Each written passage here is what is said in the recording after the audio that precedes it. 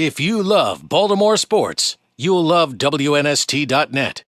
Let me start by a couple things. First off, I see what you guys do. How many of you know what I do? Good. That's a good start. You don't know any of the bad stuff, so I'll just tell you about the good stuff. I'm from Dundalk. You guys know where Dundalk is? East side of town? My dad was a steel worker, and I went to high school in 1985 at Dundalk High. And my first class on my first day of high school was journalism. It's all I ever wanted to do, was be a journalist and be a writer for something like this. It's a newspaper. How many of you actually read newspapers every day? What paper do you read? B. Wow, okay. Who else reads papers? Go ahead. Say it loud. Come on, I'm recording here. Sun? Sun? How many of you read the Sun every day? How many of you read the Sun once a week? How many of you visit the Sun online? How many of you do the majority of your reading online? How many of you are not listening to a word I'm saying? Okay. Y'all can leave if you don't want to, if you don't want to engage, but past Nestor right here.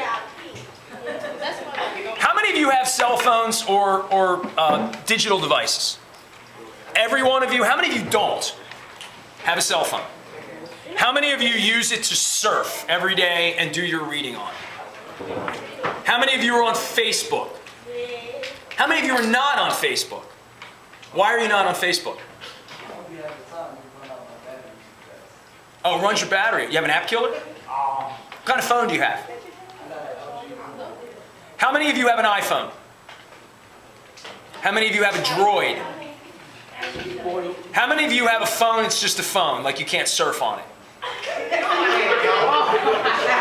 You got an old school phone? Let me see if you got your phone on you.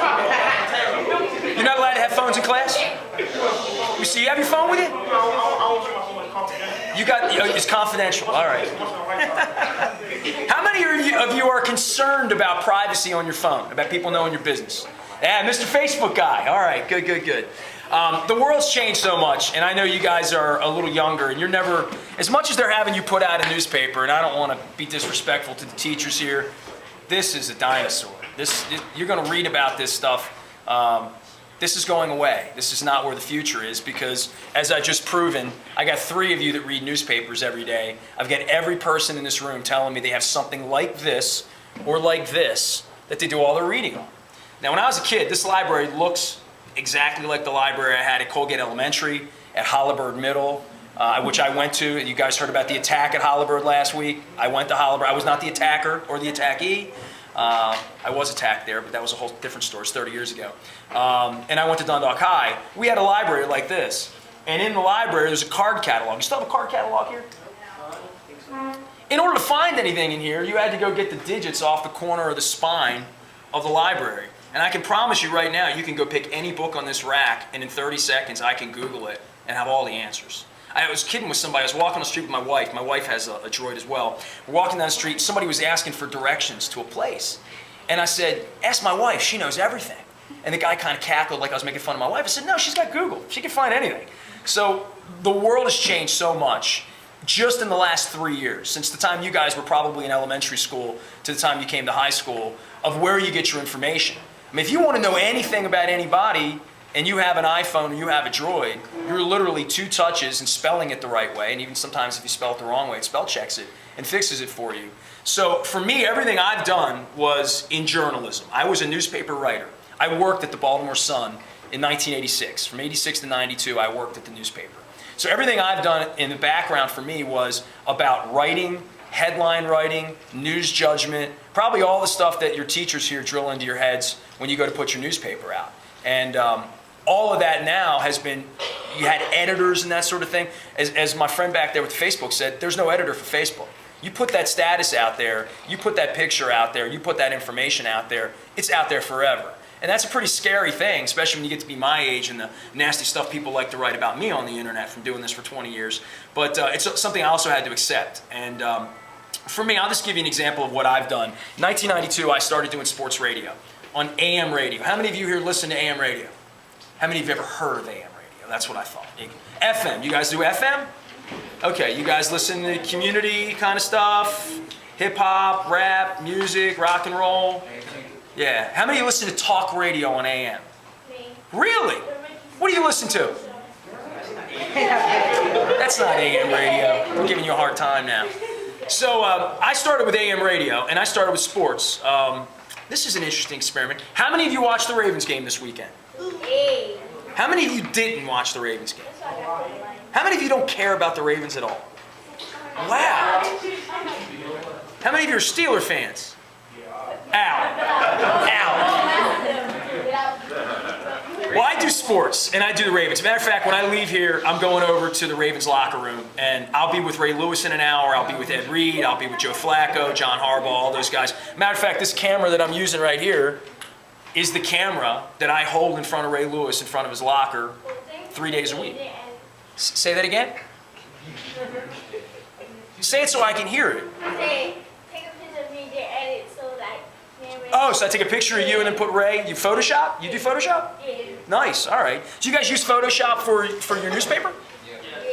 Nice. You see, people's got their eyes closed. They can fix it and all that. That's good. Do you guys use Microsoft stuff or Apple stuff? Any of you Apple people at all have an Apple? Not just an iPhone. I'm talking about an Apple computer. We have some Macs in school. Yes, Macs in school. About 20. I'm a Mac guy.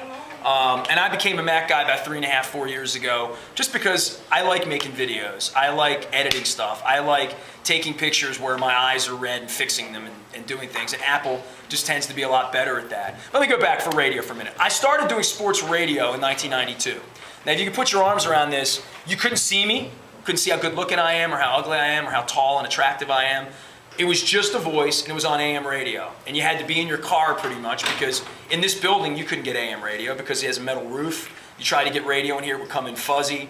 The other thing about AM radio is it's a smaller signal. So if you drove 20 miles north or 20 miles east or west, you would lose my radio signal.